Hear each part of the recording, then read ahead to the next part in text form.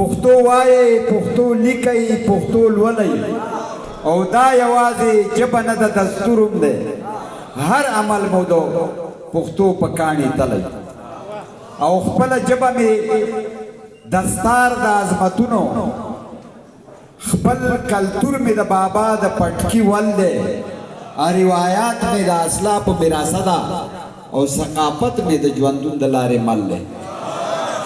او نه پښتو لیکلی شو، نه پښتو لوستلی شو، ویلې به مو هم نه شوه که ژبه مو د مور نه وی، او دا به په شخصي توګه موږ هم عملي کړي وي. دومره ګرانه نه وه چې خپل زړونه مو دې تور نه وي. زه به دې منځ کې یو خبره وکړم، هغه دا چې نه یمه نازونه به دې څوک وړي، په وړو خبرو مه مرورېږه، او د زړه ورته مینه لټ شته نه کونډه شته، بې تپوسه زرازه پکې وشي.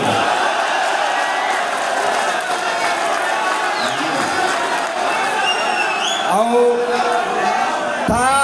وعده وکړه چې ټول عمر به ستا یم. ما ویل ټیک ده، خو په عمر څه اعتبار دی، او یو لحظه زما د خوا نه لرې مه ځه، زندګي خو د یو څو ساګانو شمار دی. او ته مې یار نه شوې، ټول کلی مې دشمن شو، عجیبه غوندې عمل لا سره وشو، او د ټول عمر کړاوونه مې سین یوړل، د شیطان په شانې چل لا سره وشو. او چې زما راتلو ته دومره خوشحالېږي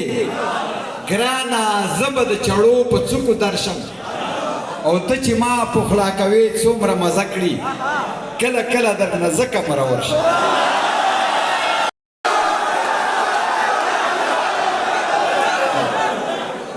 ستا د نازونو اداګانو لوګې،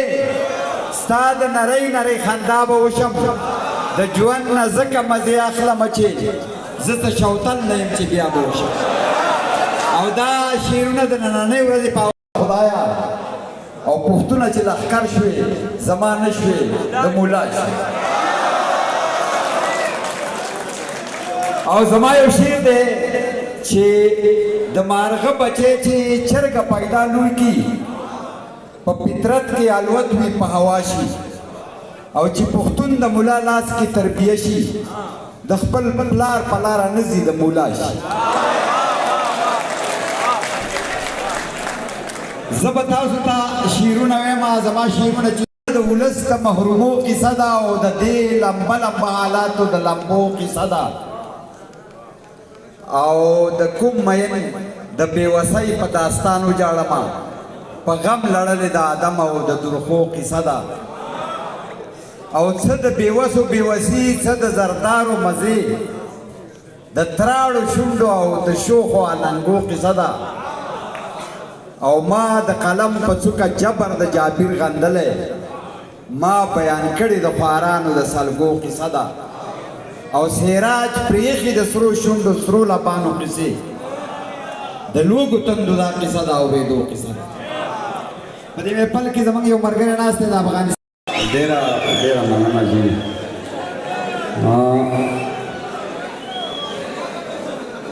اعوذ بالله من الشیطان الرجیم، بسم الله الرحمن الرحیم. ما ته مخامخ ناستو محترم مختار یوسفزي صاحب، محترم خورشید، ښکاري چې ځواني لاړه بوډا شومه، نرم خوراک سخت را باندې ولګي، او ځان باندې چې ډېره خواري وکړمه ښکلی شم، خو وخت را باندې.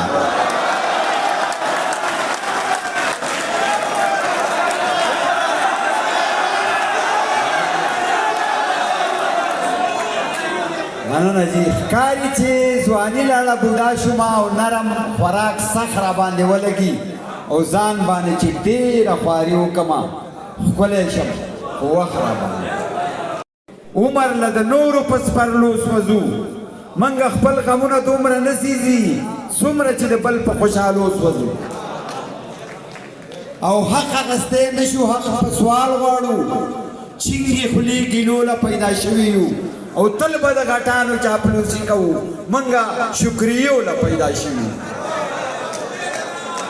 او د دشمن چړې مو شوې په مرو پسې ومو نه کړي اتفاق طرف ته هسې او په هر حال کې درد زمونږه مقدر دی که د خی ډډې لولې او که د ګسې او د مودو نه د مرو نه تیزندي یو موږ ډېر کلک یو لا تر اوسه چې ژوندي یو او په ټوپک مرو او معاشي طور قتلیږو لاس تړلې د تدبیر په غوړندي یو او یو غل هغه وي چې راشي په تیاره کې په غلا راشي کور تاله کې سامان لوټ کی او بل غل هغه وي چې موږ منتخب کړو هم مو لوټ کی او هم مو ځان ته پسه لوټ کی زما سره ډېر څه دي چې رښتیا وایه چې ما به کله کله یادوي आवाज ته به دې څوک په انتظار وي د پایلو بنګړي به دې په نیچو کې بیا چاته شړنګوي او دروغ به راته نه وایې رښتیا به وایې چې نه یمه جانانه بیا به سترګې توروي او په مینه دې شک نه کوم چې څو پورې ژوندی یم زما د مرګ نه پس به مې په زړه کې ګرځوي او چې کله ستاسې راج د دې پانی دنیا نه لاړ شي نو ته به پکې څنګه د ژوند شپې سره هغه ځوان چې د وطن په درد خوږېږي که سل ځله په مخ لیږي پورته کېږي او ماتې زر ځله قربان او صدقه کړئ چې د مرګ په پوله پروت یو خوځېږي اوس د بل شعر دپاره زه د کتاب پورته کړئ درځئ وروستی انقلاب تاسې وکړئ د ژوند نغمه په رباب تاسې وکړئ او پیغلو په سر کړئ هراتۍ لوپټې ملالې سترګې او نظر آزاد کړئ د چادرۍ له بوجۍ سر وباسئ د غلامۍ له زندان لمر آزاد کړئ ډېره مهرباني په غېږه کې زده کړې د پښتو ما د مور په غېږه کې زده کړې د پښتو ځکه لکه مور راباندې ګرانه د پښتو او دا نورې ژبې واړه په چابړي د تلې یو خوا دا نورې ژبې واړه په چابړي د تلې یو خوا درنه لکه د غر هسې بېشانه د پښتو خپل ځان مال او اولاد به د پښتو په نوم قربان کړم خپل ځان مال او اولاد به د پښتو په نوم قربان کړم ډکه د حیا او قدردانه د پښتو او پښتو کې ملاوټ د بلې ژبې زه ګناه ګڼم پښتو کې ملاوټ د بلې ژبې زه ګناه ګڼم دا د حضرت قیس صاحب د پټانه د پښتو او دا نورې ژبې زده کړه چې په ویلو یې ښه ښکاري ته نورې ژبې زده کړه چې په ویلو یې ښه ښکاري په ما خوږه د شهد د ځانه د پښتو او فخر کړم په دې چې د ملک احمد مسیح یمه فخر کړم په دې چې د ملک احمد مسیح یمه په کام یم افغانې او له افغانه د پښتو او افسوس چې پښتني جنو سرتورې بې حیا شولې پښتون خو ملامته مشه نر پښتون وینو کې لت پت شه خو بې پته مشه او په عملي شکل حسین داسې حدیث ښودلی چې سر د تنې ښکته ګزار شه خو سر ښکته مشه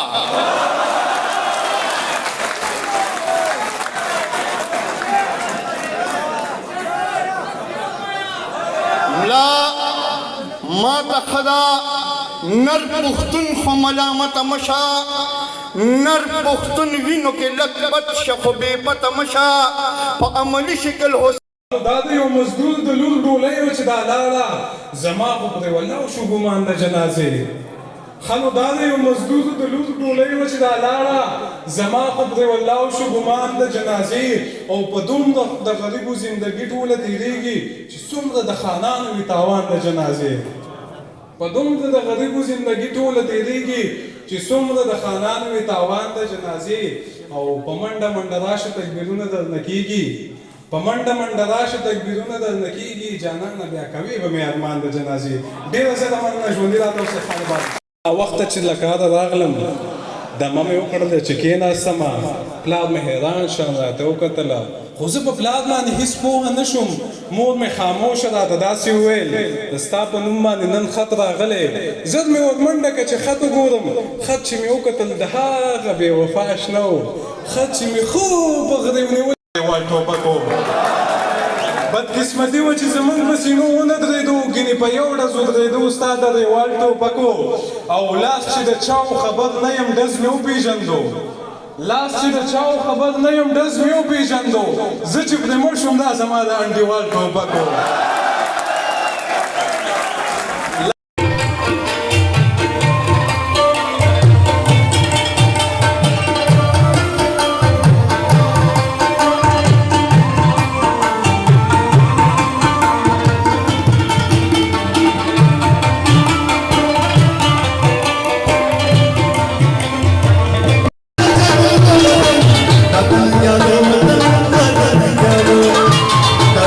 Yalo,